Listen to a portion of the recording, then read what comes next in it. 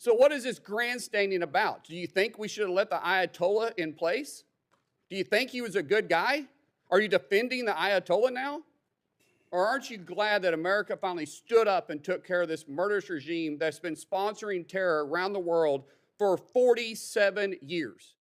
We've watched Iran threaten America, sponsor terrorism, and attack our troops, yet some people still question whether confronting that regime was necessary.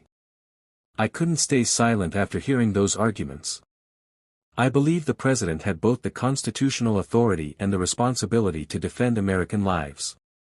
If we're serious about national security, we have to stop pretending Iran wasn't a growing threat. Here's why I pushed back and laid out the facts during this hearing.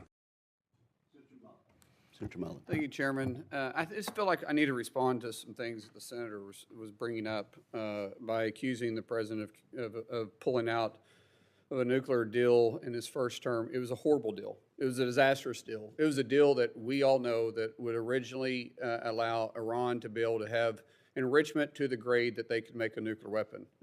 And then for the senator that was saying that the president needs to come back for reauthorization, I don't remember him saying anything in 2016 when Barack Obama at the time dropped 26,000 bombs in Syria, Pakistan, Libya, just to name a few. And I definitely don't remember my colleagues in 2013 at all complaining about the president then Barack Obama, going into Syria. And I would like to ask the question then, what threat did Syria have to the United States? What threat did Libya have to the United States during the Arab Spring to which these leaders were removed?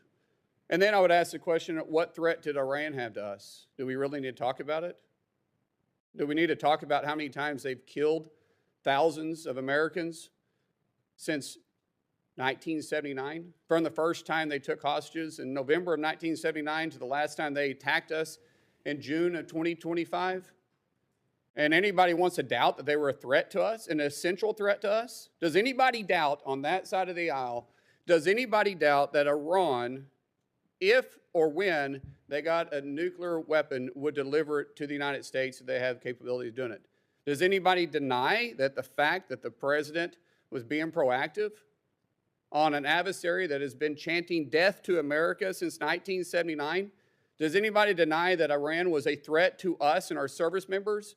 Or do we have to remind you how many they've injured and killed through their proxies and through direct action? This is the first president in 7 presidencies that actually did something about the thorn that constantly came after us. And now you criticizing and you say it's illegal? It's not. This same authorization is the same authorization that Democrats and Republican presidents in the past have used. And thank God we had a president with a backbone to finally get rid of this murderous regime. And now we're complaining about it? Remember, legally, he has to respond to Congress or inform Congress within 48 hours. That has happened. And then within 60 to 90 days, he needs to inform Congress if we're going to war and ask for specific war authorities. But the president, through Article 2, clearly has an obligation and the powers under the Constitution to defend our interests home and abroad. And there is no question he's defending our interest. No question. So what is this grandstanding about? Do you think we should have let the Ayatollah in place? Do you think he was a good guy? Are you defending the Ayatollah now? Or aren't you glad that America finally stood up and took care of this murderous regime that's been sponsoring terror around the world for 47 years? How about we say thank you, Mr. President, for finally getting rid of this nuisance, this murderer, this sponsor of terror. He did the world a favor, and the world is a safer place because of it. You may disagree with a lot of his actions. You may disagree with some of his policies, but you can't deny that this was a threat and an essential growing threat to the United States. And you want to say he's playing politics, and you get the politics behind it, Mr. Peters? You guys are playing politics. You guys are the ones that are grandstanding. The president's doing his job as commander-in-chief. And I think at one time or next, we should say thank you. Thank you for being a strong leader. But there's no way in God's green earth you guys can ever give the president, at least President Trump, any credit. Sorry. Thank you. Sir, I'm out of, I still got 49 seconds. I got one question. Strategically speaking, Secretary Kobe, how is your department working with director or with the defense? How are you guys directly working with the Department of War on strategies specifically towards Russia with Canada? Or is there a strategy there? Well, thanks, Senator. We're working a lot with our Canadian partners. They're one of the countries that really does need to step up. Canada has an incredibly storied and proud military history. I always point out they were in all the years of World War I and World War II. I think they had the fourth largest Navy. At the end of World War II, they had their own beach at D-Day. But frankly, the Canadian Armed Forces, and if you talk to them, they've really kind of dismantled, particularly since the end of the Cold War, even a bit before. So we're trying to get more Canada. We've actually engaged with them extensively. The Secretary and I met with Minister McGuinty a few months ago, and we've been in constant contact, or continuing contact with them, with a sense of where we think they need to go, not only to meet NATO targets, but also for homeland defense as part of NORAD, potential for Golden Dome, these other kinds of things. But we're really looking very carefully at Canada to make sure that they're stepping up in line with collective defense and what everybody in NATO is doing. Thank you. What stood out most in this hearing was the willingness to confront the central issue instead of getting lost in partisan arguments.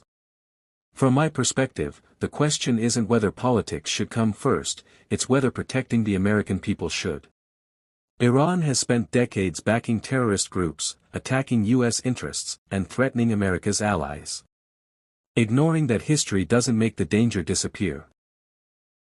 I also believe it's important to remember that presidents from both parties have used military force under their constitutional authority without first seeking a new authorization from Congress in every instance.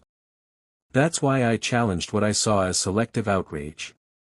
If similar actions were accepted under previous administrations, then the same legal standards should be applied consistently rather than depending on who occupies the White House. Senator Mullin's message was straightforward. America's commander-in-chief has a duty to respond when national security is at risk. Whether people agree with every policy or not, the debate should be based on facts, consistency, and the responsibility to defend the country, not political point scoring. In the end, this hearing became about more than one military decision. It became a debate over leadership, accountability, and how America responds to those who openly threaten its citizens. Those are conversations that deserve serious discussion. If you enjoyed this breakdown and want more in-depth coverage of major congressional hearings and the biggest moments from Capitol Hill, make sure you like this video, subscribe to America Brief, and turn on notifications so you never miss our next report.